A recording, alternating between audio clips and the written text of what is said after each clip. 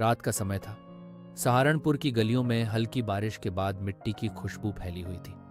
लकड़ी की दुकानों से आती घिसाई की आवाजें, मंदिरों की घंटियां और उसी भीड़ के बीच एक बूढ़ा आदमी अपनी पुरानी साइकिल धीरे धीरे चला रहा था। उनका नाम था धर्मपाल जी। पूरा शहर उन्हें बड़े पंडित जी कहकर बुलाता था।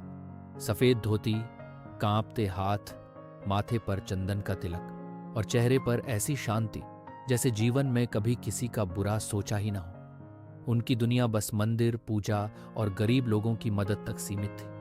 किसी की बेटी की शादी हो, किसी के घर राशन ना हो या किसी बच्चे की फीस भरनी हो, सबसे पहले धर्मपाल जी ही पहुंचते थे। लोग कहते थे ऐसे लोग धरती पर भगवान का रूप होते हैं, लेकिन उन्हें क्या पता था कि कुदरत ने धर्मपाल जी के लिए एक ऐसा फैसला लिख रखा था जिसे सुनकर खुद भगवान भी शांत हो गए थे। सावन का महीना था। धर्मपाल जी शकुंभरा देवी मंदिर से पूजा करके लौट रहे थे। तेज गर्मी, लंबा रास्ता और बढ़ती उम्र, इसलिए वो जंगल के किनारे एक पुराने बरगद के पेड़ के नीचे बैठ गए। ठंडी हवा चल रही थी। पेड़ों से पक्षियों की आवाजें आ रही थी। धीरे धीरे उनकी आंख लग गई। कुछ मिनट बाद अचानक एक अजीब डरावनी आवाज पूरे जंगल में गूंज उठी। धर्मपाल जी ने घबराकर आंखें खोली और अगले ही पल उनका चेहरा डर से सफेद पड़ गया। हजारों मधुमक्खियां उनकी तरफ तेजी से बढ़ रही थी। ना कोई पत्थर, ना कोई छेड़छाड़, ना कोई इंसान आसपास, फिर भी पूरा झुंड जैसे मौत बनकर उनकी तरफ आ रहा था। बचाओ! धर्मपाल जी दर्द से चिल्लाने लगे। मधुमक्खियां उनके चेहरे, गर्दन, हाथ, आंखों, हर जगह डंक मार रही थी। वो जमीन पर गिर पड़े। पूरा शरीर नीला पड़ने लगा।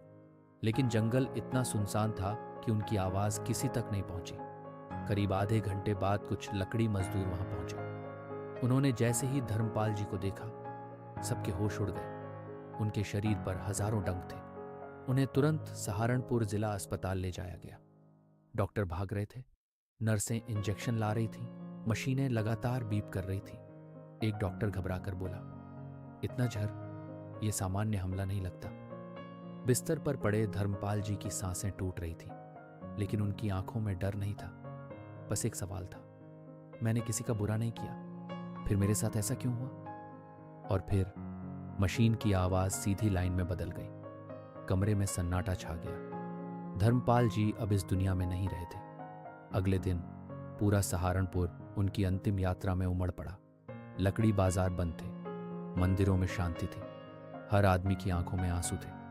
लोग बस एक ही बात कह रहे थे, भगवान इतने अच्छे इंसान के साथ ऐसा कैसे कर सकते हैं? लेकिन असल जवाब अभी बाकी था। जब धर्मपाल जी ने दोबारा आंखें खोली तो उन्होंने खुद को बादलों के बीच खड़ा पाया। चारों तरफ दिव्य प्रकाश था। शंखनाद गूंज रहा था और सामने शेषनाग पर विराजमान भगवान विष्णु बैठे थे। धर्मपाल जी कांपती आवाज में बोले, प्रभु, मैंने पूरी जिंदगी लोगों की सेवा की, फिर मुझे इतनी दर्दनाक मौत क्यों मिली? भगवान विष्णु शांत स्वर में बोले, धर्मपाल, इस संसार में कोई भी कर्म बिना हिसाब के नहीं जाता। तभी आकाश में एक दृश्य दिखाई देने लगा। भीषण गर्मी का दिन। धर्मपाल जी अपने पुराने घर की छत पर खड़े थे। पास के नीम के पेड़ पर मधुमक्खियों का बड़ा छत्ता लगा था। कुछ बच्चे उसी पेड़ के नीचे खेल रहे थे। धर्मपाल जी डर गए कि कहीं बच्चों को मधुमक्खियां काट न ले। उन्होंने जल्दी में एक ईंट उठाई और छत्ते की तरफ फेंक दी, लेकिन ईंट सीधे छत्ते के बीचों बीच जा लगी।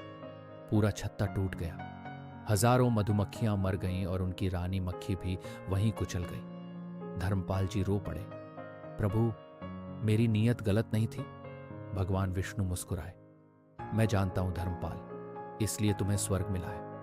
लेकिन कुदरत सिर्फ नीयत नहीं, हर कर्म का परिणाम भी याद रखती है। जिन छोटे जीवों का घर उजड़ा, उनका दर्द भी उतना ही सच्चा था जितना आज तुम्हारा। धर्मपाल जी की आंखों से आंसू बहने लगे। उन्हें समझ आ गया कि जीवन भर के पुण्य उन्हें स्वर्ग तक तो ले आए, लेकिन अनजाने में किया गया एक प्रहार अब जाकर पूरा हुआ था। भगवान विष्णु ने मुस्कुराकर कहा, हिसाब बराबर हुआ, अब तुम मुक्त हो। इतना सुनते ही धर्मपाल जी की आत्मा तेज प्रकाश में विलीन हो गई। दोस्तों, इस कहानी से हमें कई गहरी सीख मिलती है। हर कर्म का फल जरूर मिलता है, इंसान अपने किए हुए काम भूल सकता है, लेकिन कुदरत हर अच्छे और बुरे कर्म का हिसाब रखती है। नीयत अच्छी हो फिर भी सावधानी जरूरी है।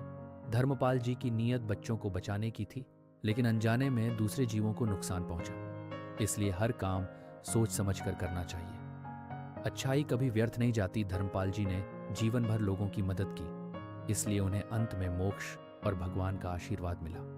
कर्म का हिसाब देर से होता है, लेकिन होता जरूर है। धर्मपाल जी की आत्मा की शांति के लिए हम सब ईश्वर से प्रार्थना करते हैं। ईश्वर उन्हें अपने श्री चरणों में स्थान दें और उनके परिवार को इस दुख को सहने की शक्ति प्रदान करें।